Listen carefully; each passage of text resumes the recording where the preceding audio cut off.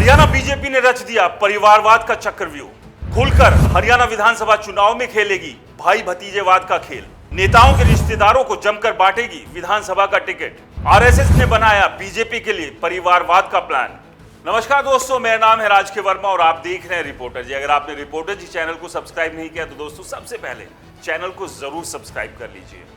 चलिए बात करते हैं हरियाणा विधानसभा चुनाव की।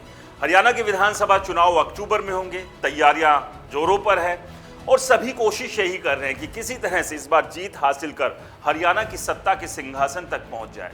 फिर चाहे बीजेपी हो, कांग्रेस हो, जेजेपी हो, आईएनएलडी हो, बसपा हो या आम आदमी पार्टी हो, सभी को यही लगता है कि वो इस बार जीतने वाले हैं और हरियाणा की कमान वो अब संभालेंगे। लेकिन खैर, हरियाणा की जनता किसे ये कमान देती है और किस किस को साइड में बैठा देगी, ये तो चुनाव के नतीजों के बाद साफ हो जाएगा।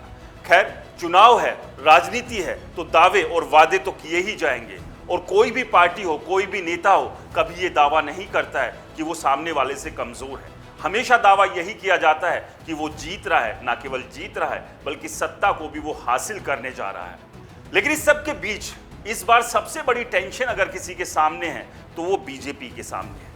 वैसे तो हर चुनाव में सभी पॉलिटिकल पार्टीज के सामने ये टेंशन रहती है। वो फिर चाहे कितना ही कहते रहे कि हम 400 पार हैं या 75 पार हैं, टेंशन तब भी थी और उस टेंशन के बीच नतीजे क्या आए थे वो आप जानते ही हैं।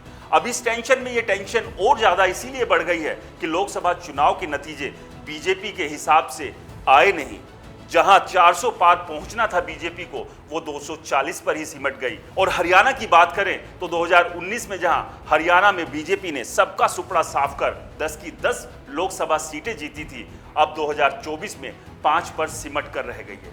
और ये 5 सीटें भी किस तरह से बीजेपी ने जीती हैं, ये आप और हम अच्छे से जानते हैं कि कई तो सीटें ऐसी थी जहां बहुत कांटे का मुकाबला था, कभी भी बाजी पलट सकती थी। बस वहां तो किसी तरह से राम का नाम लेकर बीजेपी जीत पाने में कामयाब रही। खैर, जहां राम के नाम पर उम्मीदवार को उतारा गया था वहां उन्हें हार जरूर मिली। चलिए वापस हरियाणा की ही बात करते हैं। तो इस बार हरियाणा के लिए बीजेपी का प्लान क्या होगा, क्योंकि बीजेपी किसी भी हाल में 2 बार सत्ता में रहने के बाद तीसरी बार सत्ता में आना चाहती है और इसीलिए तीसरी बार का नारा दिया गया है। लेकिन क्या तीसरी बार बीजेपी हरियाणा में वापस आएगी? क्योंकि जिस तरह के हालात फिलहाल बीजेपी के सामने बने हुए हैं उससे तो बीजेपी की हालत खासी पतली है।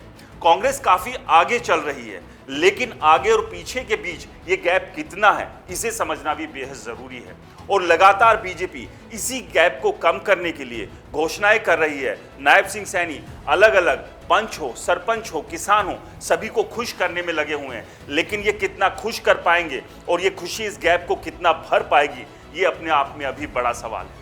इस सब के बीच आरएसएस की भी एंट्री चुनाव में हो चुकी है, क्योंकि लोकसभा चुनाव में बीजेपी ने आरएसएस को साइड में बैठा दिया था। बीजेपी को लग रहा था कि अब उन्हें आरएसएस की जरूरत नहीं है। अब वो जरूरत है या नहीं है वो अब उनको समझ में आ गई।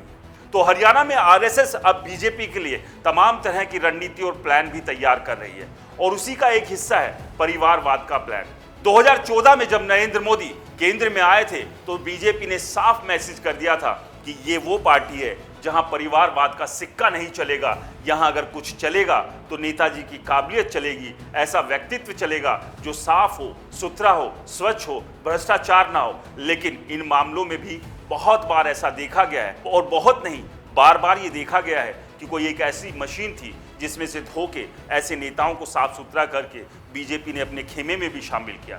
खैर, वापस आएंगे हरियाणा के चुनाव पर। तो हरियाणा में ये परिवारवाद की जो एंट्री आरएसएस कराने जा रहा है उसका कितना फायदा बीजेपी को मिलेगा, और जिन सिद्धांतों की बात बीजेपी कर रही थी तो क्या उन सिद्धांतों पर एक बड़ा पत्थर रखकर परिवारवाद को इस बार हरियाणा के चुनाव में वो पूरी तरह से उतारेगी? क्योंकि बीजेपी के सामने बड़ी मजबूरी है और ये मजबूरी यही है कि तमाम जितने भी बड़े नेता हैं वो चाहते हैं कि उनके समर्थक, उनके परिवार के लोग, उनके बेटे, उनकी बेटियों को भी बीजेपी टिकट दे।